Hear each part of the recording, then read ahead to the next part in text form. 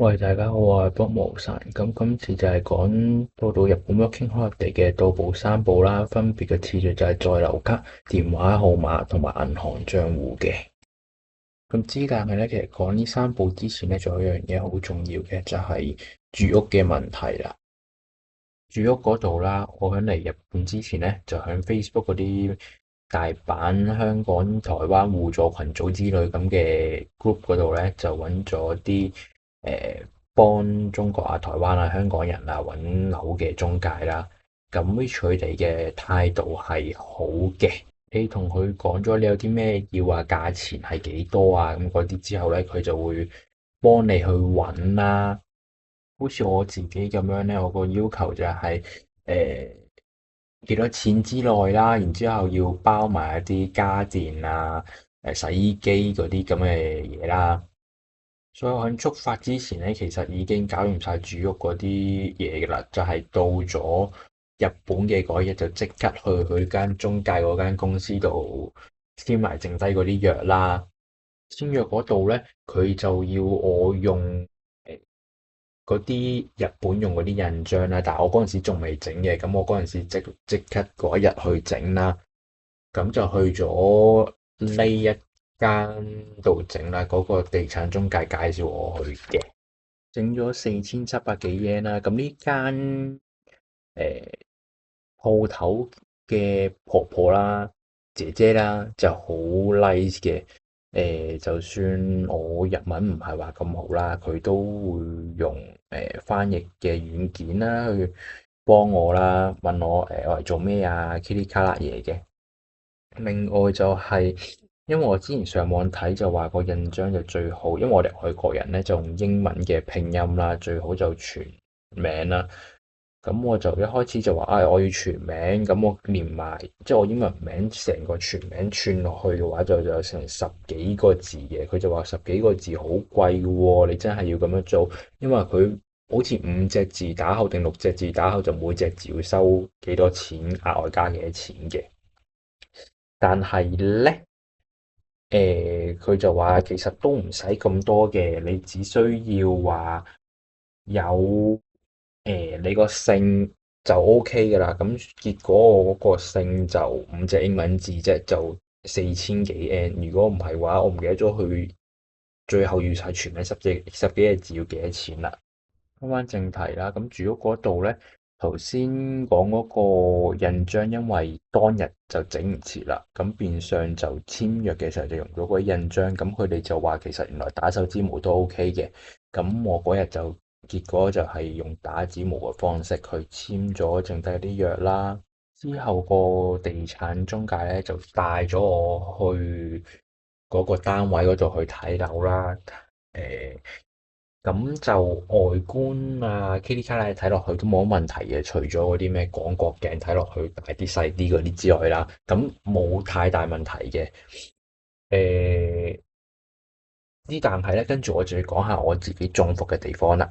我自己中伏嘅地方咧，其實就係、首先我自己本身就喺香港啦，唔係自己一個住，亦都冇試過自己一個住啦。去出面租樓啊，噼里卡啦嘢，咁變相租樓有啲乜嘢要重點留意嘅嗰啲，我就唔知啦。之後又聽翻啲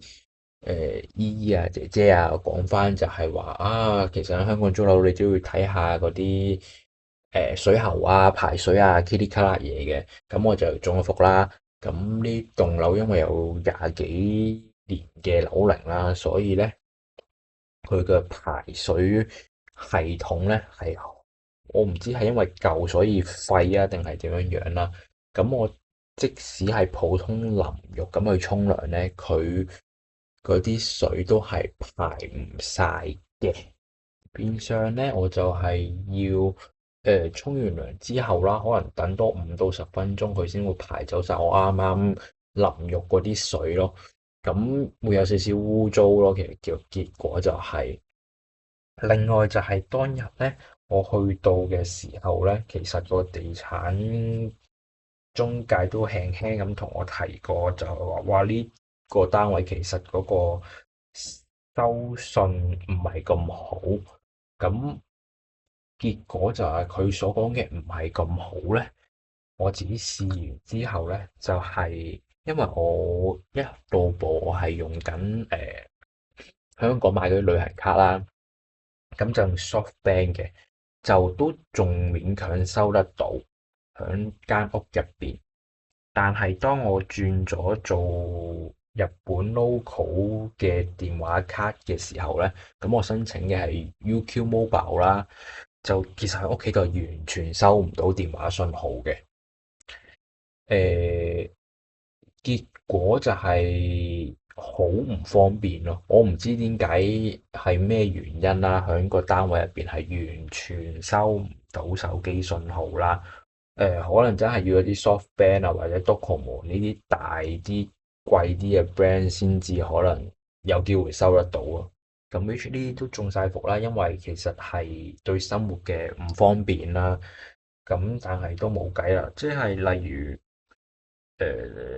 你揾工咁樣，你見完工之後，你等消息，你冇得喺屋企度等消息咯，變相就真係極唔方便，中晒伏啦。講翻個正題啦，到步三步啦，首先就係在留卡啦。咁在留卡本卡咧，本身就係其實響排入境嘅時候咧，排入境嘅時候就記住唔好跟大家普通旅客咁樣去排嗰啲入境，有一條特別嘅 counter 係 for 我哋啲 visa 嘅，咁就問一問工作人員啦，費事就排錯等多咗時間啦，我自己就係咁戇居啦。咁就去到嗰度咧，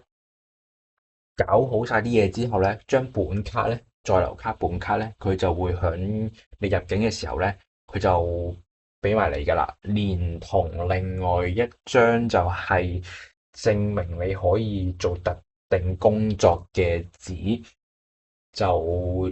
釘埋落去你個 passport 嗰度嘅。咁就嗰個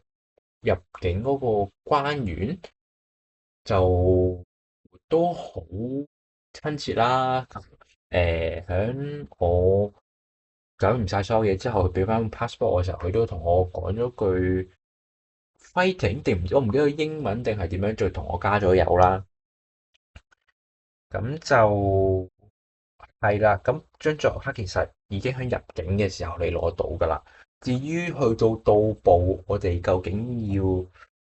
整啲咩咧？其實就係印翻